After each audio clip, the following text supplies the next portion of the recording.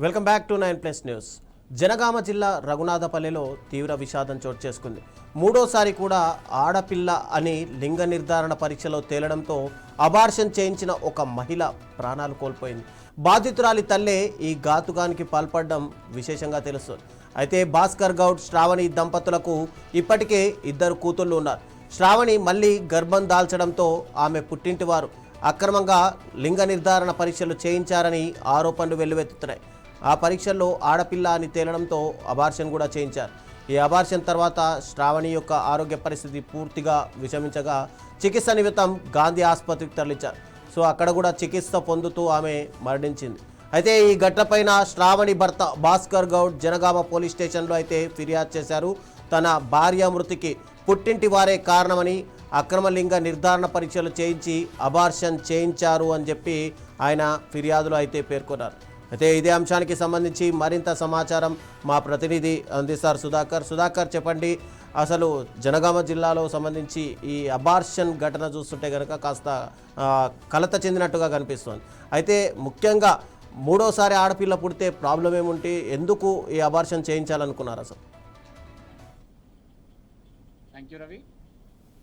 జనగాం జిల్లా లింగల గన్పూర్కి సంబంధించిన రఘునాథపల్లి మండలానికి చెందిన భాస్కర్ గౌడ్, శ్రావణి గౌడ్లకు ఆల్రెడీ 2 అమ్మాయిలు ఉన్నారు. మళ్ళీ ఇప్పుడు ఆమె గర్భం దాల్చడంతో పాటు ఆమె లింగ నిర్ధారణ చేయించడం జరిగింది. ఈ లింగ నిర్ధారణలో కూడా మళ్ళీ ఆడపిల్ల పుడుతుందని చెప్పి అతని యొక్క ఎవరైతే శ్రావణి కన్న తల్లి ఎవరైతే ఉన్నారో ఆమె వెళ్ళి స్వయంగా ఆమె లింగ నిర్ధారణ చేపించిన తర్వాత మళ్ళీ అమ్మాయి పుడుతుంది, మూడోసారి అమ్మాయి అని చెప్పేసి ఆమెకు అబార్షన్ చేపించడం జరిగింది. అబార్షన్ చేపించడం సందర్భంలో కూడా ఈ శ్రావణికి రక్త ప్రసారం ఎక్కువ కావడంతో పాటు శ్రావణి పరిస్థితి విషమించడంతో పాటు ఆమెను ఒకటిన హైదరాబాద్ గాంధీ హాస్పిటల్ తరలించడం జరిగింది. హైదరాబాద్ గాంధీ హాస్పిటల్ చికిత్స పొందుతూ ఆమె మృతి చెందారు. ఈ యొక్క మృతిలో భాగంగా చూస్తే శ్రావణ్ వాళ్ళ హస్బెండ్ భాస్కర్ గౌడ్ ఎవరైతే ఉన్నారో భాస్కర్ గౌడ్ కూడా జనగాం పోలీస్ స్టేషన్ లో కూడా కంప్లైంట్ చేయడం జరిగింది. ఎందుకంటే ఈ లింగ నిర్ధారణ తన ఎవరైతే ఆయన భార్య ఉందో శ్రావణికి సంబంధించిన కుటుంబ సభ్యులే నా భార్యను హత్య చేశారని చెప్పేసి ఒక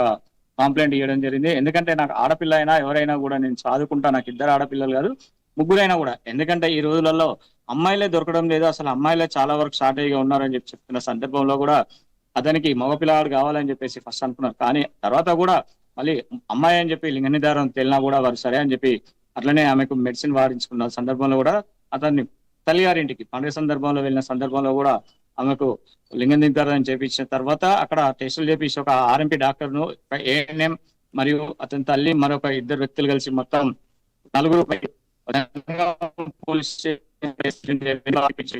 చెప్తున్నారు. ఈ లింగ నిర్ధారణ సెంటర్ అయితే ఎక్కడెక్కడ వారందరూ కూడా వారిపైన కూడా దృష్టి పెట్టి వారిని కూడా పిలిచి వారితో పాటు కూడా మాట్లాడడానికి ఇటు పోలీసులు కూడా వారి యొక్క పై చర్యలు తీసుకుంటారని చెప్తున్నారు. ఈ యొక్క ఎవరైతే ఆర్ఎంపీ డాక్టర్ ఉన్నారో అతను జనగాంలోనూ సాయినగర్ కి సంబంధించిన ఒక ప్రాంతంలో ఉన్న లింగ నిర్ధారణ కేంద్రానికి పంపించి అక్కడ ఆమెకు ఈ టెస్టులు చేపించిన సందర్భం తర్వాత ఆమెకు ఒక ఏఎన్ఎం ద్వారా ఆమెకు అబార్షన్ చేయించడం జరిగింది. ఈ యొక్క ఏఎన్ఎం కు ఆమెకు వైద్యం తెలిసి తెలియక చేసిన ఒక పొరపాటుతో పాటు ఒక నిండు ప్రాణాలు కూడా బలిగొనడం జరిగింది. 2 చిన్నారులు కూడా మొత్తం వారు అనాథలుగా మారిపోవడం జరుగుతుందని చెప్పేసి వారి యొక్క కుటుంబ సభ్యులే కాకుండా వారి యొక్క బంధుమిత్రులు కూడా పెద్ద ఎత్తున కూడా ఆవేదన వ్యక్తం చేస్తూ వీరిపైన తక్షణ కేసు నమోదు చేసి వీరికి కఠినమైన శిక్షించాలని చెప్పడం జరుగుతుంది.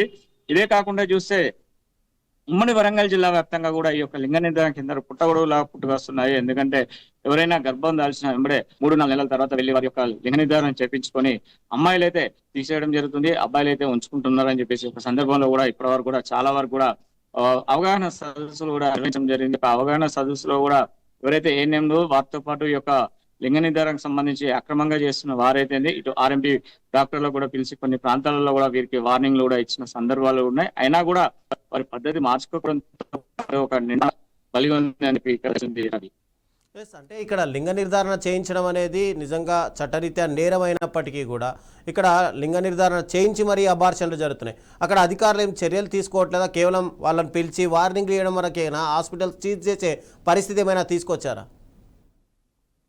కొన్ని ప్రాంతాల్లో అయితే చూస్తే ఇప్పుడు వరంగల్ జిల్లా వ్యాప్తంగా ఉమ్మడి వరంగల్ జిల్లా వ్యాప్తంగా చూస్తే కొన్ని ప్రాంతాలలో ఏవైతే లింగ నిర్ధారణ కేంద్రాలు ఉన్నాయో వాటిని సీల్ చేయడం జరిగింది. వాటిని శిక్ష కూడా అనుభవించి వారిని జైలు కూడా పంపించిన దాఖలాలు కూడా ఉన్నాయి. అదే కాకుండా చూస్తే ఇవి కొన్ని ప్రాంతాలలో ఏదైతే ఈ యొక్క జనగాం చుట్టుపక్కల ప్రాంతం ఉందో, జనగాం ప్రాంతంలో ఎక్కువ శాతం గిరిజనులు ఉంటారు. వారికి సంబంధించి ఎక్కువ వాళ్ళే ఎక్కువ శాతం ఇలాంటి భూతకాలకు పాల్పడి ఉంటారు. అదే క్రమంలో చూస్తే మరికొంతమంది అమాయకులు ఉన్నవారైతే ఎవరైతే ఉన్నారో వారు కొన్ని తెలిసి తెలియని వ్యక్తులు కూడా వెళ్ళి ఇట్లాంటి మీకు మళ్ళీ ఆడపిల్ల పుడుతుందని చెప్పేసి ముందస్తు చెక్ చేయించుకోండి అని చెప్పడంతో పాటు ఇట్లాంటివి చేయడం జరుగుతుంది. ఈ యొక్క లింగ నిర్ధారణ కేంద్రాలకు వెళ్ళి ఎవరైతే లోకల్లో ఉన్న ఆర్ఎంపీలు అయితే ఉన్నారో ఈ యొక్క ఆర్ఎంపీల సహాయ సహకారాల సపోర్ట్ తోని ఇట్లాంటి కార్యక్రమాలు ఇట్లాంటి ఆ భూతకాలకు పాల్పడుతున్నారు అని చెప్పేసి స్థానికులు కూడా చెప్పడం జరుగుతుంది. ఎందుకంటే అదే కాకుండా ఈ యొక్క వీరికి సంబంధించిన ఎవరైతే శ్రావణి గౌడ్, భాస్కర్ గౌడ్ ఉన్నారో వీరే కాకుండా వీళ్ళగా చాలా మంది కూడా ఇలాంటి పరిస్థితులు ఎదురయ్యాయి. కొంతమంది అయితే తెలిసి బయటికి వెళ్ళిన సందర్భంలో ఇలాంటి అవాంఛనీయ ఘటనలు బయటకు పడుతున్నాయి. కొన్ని పడని కూడా చాలా కోకోలలాగా ఉన్నాయని చెప్పుకోవచ్చు. ఎందుకంటే ఈ యొక్క లింగ నిర్ధారణ సెంటర్ ఎంత కట్టడి చేసినా కూడా కాని పరిస్థితి ఉంది. ఎక్కడైనా ఇటు ఆరోగ్య శాఖకు సంబంధించిన అధికారులు అయితే ఇటు రక్షణ శాఖ, పోలీస్ శాఖకు సంబంధించిన వారు కూడా ఉమ్మడిగా దాడులు చేసి వీరిపైన కఠిన చర్యలు తీసుకోవాలని చెప్పేసి కోరుకోవడం జరుగుతుంది. అంటే ఆల్రెడీ భాస్కర్ గౌడ్ కంప్లైంట్ ఇచ్చాడు జనగామ పోలీస్ స్టేషన్లో. అయితే అటు శ్రావణి గౌడ్ తల్లిని కానీ లేదంటే తల్లిదండ్రులను కానీ లేదంటే అటు ఆర్ఎంపీ డాక్టర్ని కానీ ఏమైనా అరెస్ట్ చేసినట్టుగా తెలుస్తుందా? ఇప్పటి వరకు ఆర్ఎంపీని పోలీసులు వాళ్ళ ఒక హ్యాండ్ లో ఉంచుకొని అతనిపై విచారణ కొనసాగిస్తున్నారు. అదే కాకుండా చూస్తే ఇటు ఏఎన్ఎం ను భాస్కర్ అత్తగారైతే శ్రావణి తల్లి ఎవరైతే ఉన్నారో ఆమెను కూడా ఎందుకంటే ఈ యొక్క కార్యక్రమం అయిపోయిన తర్వాత ఆమెను కూడా అరెస్ట్ చేస్తారని చెప్పి తెలిసింది.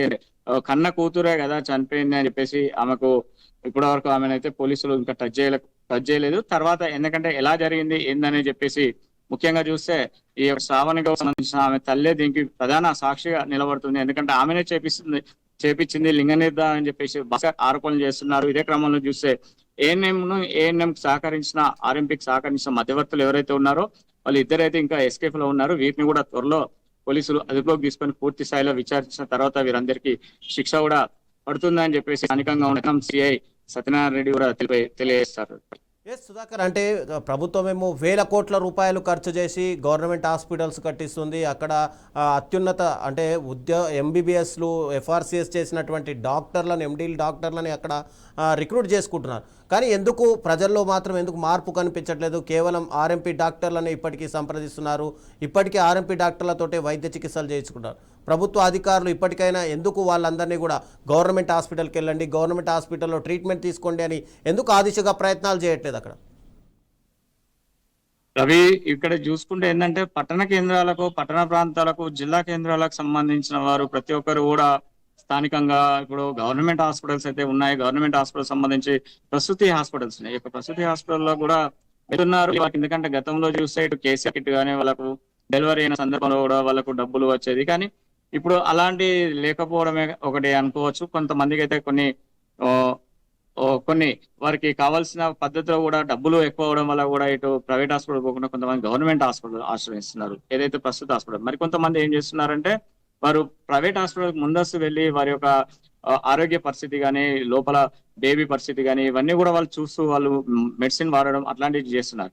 కానీ ఇక్కడ వచ్చేసరికి ఏంటంటే ఈ యొక్క మారుమూల ప్రాంతాలు అయితే ఎక్కడైతే ఉన్నాయో, ఇప్పుడు జనగాం జిల్లా కేంద్రం ఉంది, జనగాం జిల్లా కేంద్రంకి వచ్చేసరికి ఇప్పుడు నేను చెప్పిందంత వర్తిస్తుంది. కాకపోతే ఈ చుట్టుపక్కల గిరిజన ప్రాంతాలు అయితే ఎక్కడైతే ఉన్నాయో వారి మండల కేంద్రాలు అయితే చుట్టుపక్కల ప్రాంతాలలో కూడా ముఖ్యంగా ఏఎన్ఎం సెంటర్లే మెయిన్. అక్కడ ఈ యొక్క ఏఎన్ఎం సెంటర్లకు వెళ్ళడమే అక్కడ ఉన్న ఆర్ఎంపీలు కానీ వీరు ఇలాంటి వాటిని ప్రోత్సహిస్తున్నారు. ఎందుకంటే గవర్నమెంట్ కోట్లాది రూపాయలు వేచించి నిర్వహిస్తున్న హాస్పిటల్లో ఎంబీబీఎస్ డాక్టర్లు కూడా వారు కూడా ఎక్కువ శాతం, ఎందుకంటే వారు హాస్పిటల్ రావడం తక్కువ. ఎందుకంటే బయట వాళ్ళ ఒక క్లినిక్లు నిర్వహించుకొని వాళ్ళ ఒక క్లినిక్ లో వాళ్ళు అక్కడికి వెళ్ళి వారు అక్కడ వాళ్ళ వైద్య ఏదైతే క్లినిక్ సెంటర్స్ ఉన్నాయో అక్కడ వాళ్ళ పేషెంట్స్ కు వాళ్ళు అక్కడ వైద్యం అందించడం జరుగుతుంది. మరికొంతమంది గవర్నమెంట్ హాస్పిటల్కి వచ్చేవారు వాళ్ళ పిఏలు అయితే ఎవరైతే ఉన్నారో డాక్టర్ సంబంధించిన పిఏలు కానీ వారికి సంబంధించిన కింది స్థాయి అధికారులు కూడా మీరు గవర్నమెంట్ హాస్పిటల్ కంటే ప్రైవేట్ హాస్పిటల్కి వెళ్ళండి, ఇక్కడ ఈ హాస్పిటల్ ఉంది, అలాంటి ప్రాంతానికి వెళ్ళండి అని చెప్పేసి వాళ్ళే ఎక్కువ శాతం యొక్క ఐడియాలజీ కూడా ఇస్తున్నారు. అదే కాకుండా చూస్తే